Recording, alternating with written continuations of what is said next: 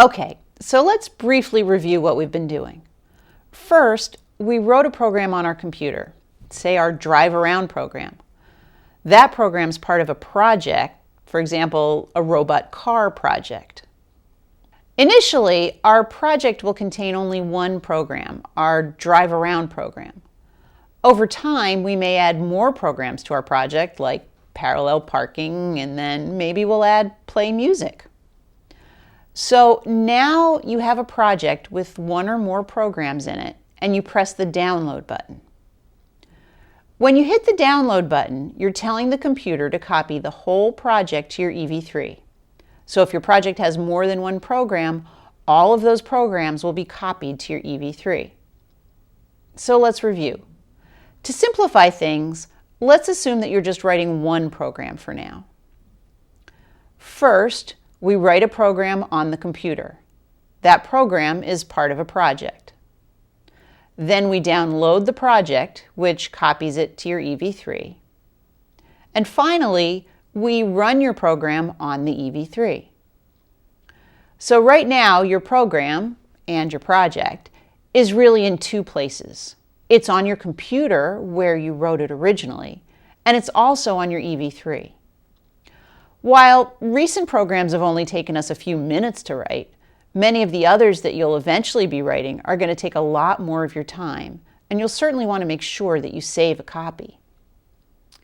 As soon as you download a project to your EV3, all of the parts of that project are automatically saved on your EV3. It won't go away unless you do one of three things. You can explicitly tell the EV3 to delete it. You can download a newer version of that project from your computer, or you can do an EV3 firmware update. And of course, even if you do delete it from your EV3, as long as you have the project saved on your computer, you can always download it again. Unfortunately, on the computer side, you always need to tell your software to save your project. We discussed how to do that in a previous lesson. Just like any other software, the EV3 programming software does occasionally freeze up or crash. So if you're working on a program for a while, you should make sure that you save your project periodically. It really is important to save your projects on your computer because the system is designed to transfer projects from the computer to the EV3, but not the other way around. That's because when you press the download button, two things actually happen, one right after the other. First off, each program is translated from the language that you wrote it in, that is sound blocks, display blocks, and so on, into a language that the EV3 will be able to understand, which you can just think of as a mishmash of ones and zeros. This translation step happens entirely on your computer. In computer science, we call this process compilation, and we say the program is compiled on the computer.